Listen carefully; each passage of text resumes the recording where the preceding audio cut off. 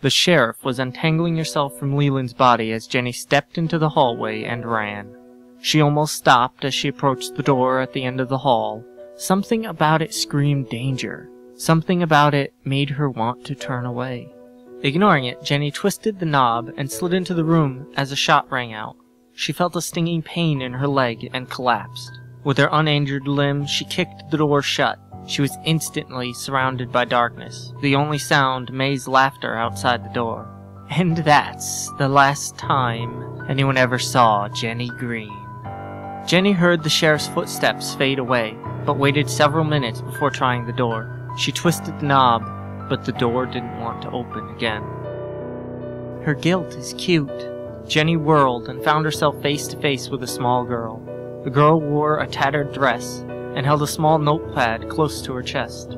She had a face that should have been smiling, but wasn't. "Marie?" Jenny whispered. Marie frowned up at Jenny. "Not for a long time. Not since that night when he took me, like he's going to do to you." Jenny felt tears well up. "I don't want to go with him." Now the girl smiled, but what should have been lovely and cute was ugly and twisted. "You don't have a choice. He's coming." Jenny stared in horror as the image of Marie began to contort and tear, her body becoming taller, wider, and threatening. "I don't like to eat my veggies. I don't like to eat my stew. I curl my nose at peas and corn, so I will just pass them to you." The voice was thick, old, and soothing, but that didn't stop her skin from crawling as she heard it. "Give me a bucket of ice cream, just one lollipop or two.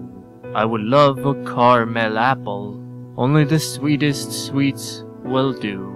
What once was Marie Valkyrie was now a tall, old man. His body was thin, but not aged, and his belly stuck out from under the stained white t-shirt he wore. His face was deceptively kind, his eyes smiling just as much as his mouth was. Jenny ignored the pain as she pushed herself against the door.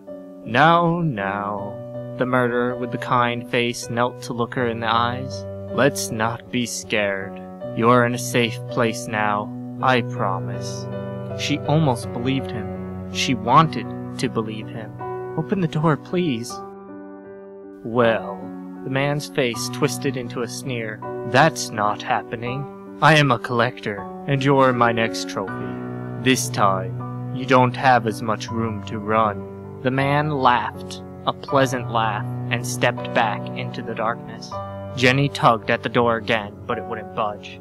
Giving up, she began to limp in the darkness, one hand on the wall looking for a place to hide, a way out, or a weapon.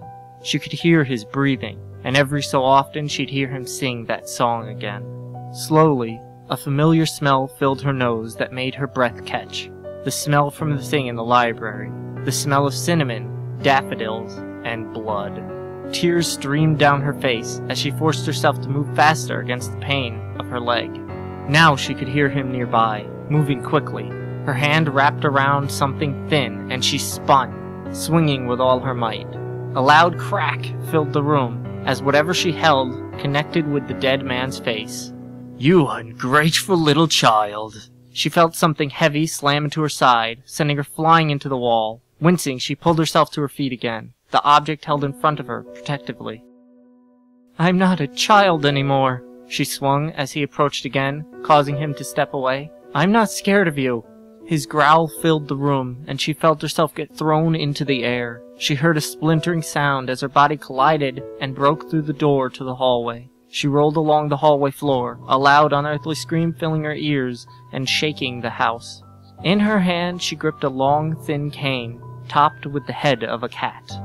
"We're not done playing yet." The hallway began to tear apart as the man's anger and malice ran rampant. Jenny pulled herself along the floor toward the stairs, fighting against the intense wind and flying bits of wood. The sheriff turned into the hallway, a surprised look on her face. A small piece of wood embedded itself in her chest, and she fell to the floor. Jenny yanked herself over the stairs and went tumbling down. She felt his hand grasp her leg, but she swung the cane down hard, and the hand let go. Her body slammed down the stairs as wood and furniture flew around her.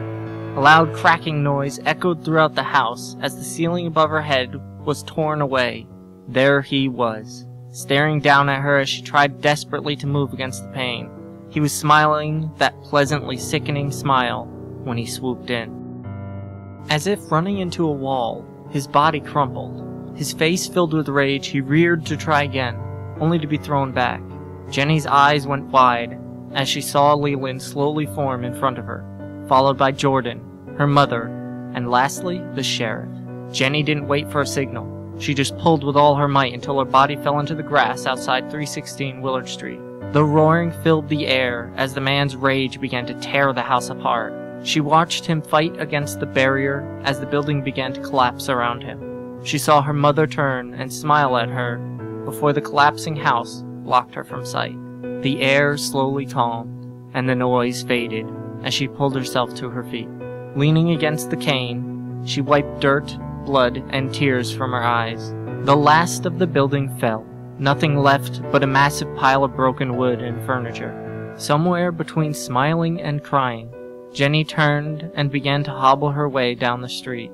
She'd only gotten a few feet when she felt a wet nose in her dangling palm. Now she did smile. "Sammy, it's all over. Let's go somewhere new." And that was the last time anyone ever saw Jenny Green in FELLS, Glen.